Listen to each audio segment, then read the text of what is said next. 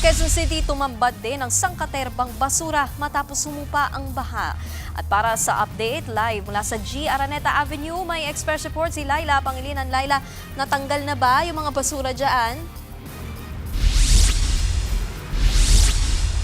Tama ka dyan, Nikki. Tuloy-tuloy na nga ang paglilinis dito sa kahabaan ng Araneta Avenue ngayong umaga. Alam nyo, kanina sa front line sa umaga, inabot pa namin etong steel matting o bakod ng Skyway na ang daming nakasingit na basura dyan na kung ano-ano. Pero ngayon, halos wala nang bakas. Parang walang nangyari. Pero kung makikita nyo nga, eto, putik-putik pa rin ang ating kalsada dito sa kahabaan ng Araneta Avenue.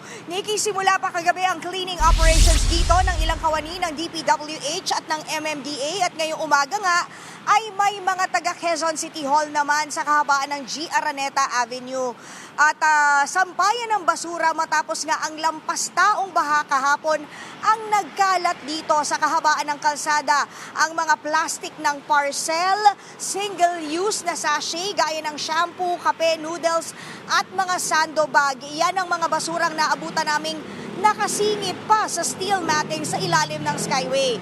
Nagmistulang sampayan ng basura ang mga bakal na ito na bumugad sa amin mula nga sa Araneta Avenue, corner Maria Clara hanggang sa may kanto na ng Quezon Avenue kaninang umaga. Sa Barangay Del Monte naman, kung saan lampas tao rin ang baha kahapon, nagsimula na rin ang cleanup work sa sangkaterbang basura na nagkalat sa mga eskinita matapos ang baha. Samantala, dito naman sa Barangay Tatalon, malapit-lapit lang dito, umabot na sa higit 130 pamilya ang inilikas sa 3 evacuation centers. At alam nyo, nakakaawa rin dahil kabilang nga rito ang nakausap natin na si Lola Leonora Reyes, 72 years old na mula sa orthopedic hospital. Bali kasi ang kanyang paa kaya imbis na sa modular tent, sa stretcher muna siya ng ambulansya nakahiga habang nasa evacuation center.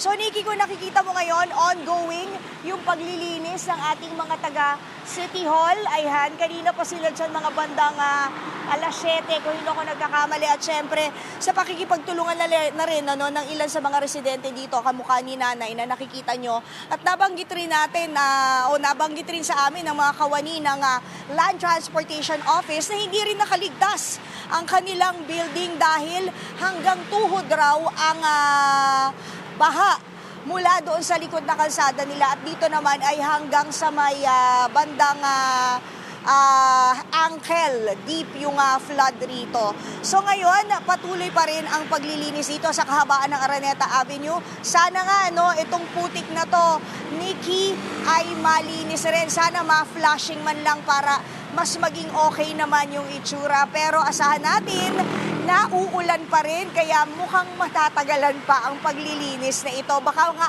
pag nalinis na, maglilinis na naman sila ulit dahil sa mga rainfall warnings na natatanggap natin sa ngayon. Yan muna ang pinakahuli dito. Nikki, balik sa inyo. Yan ang express report ni Laila Pangilinan, live mula sa Quezon City.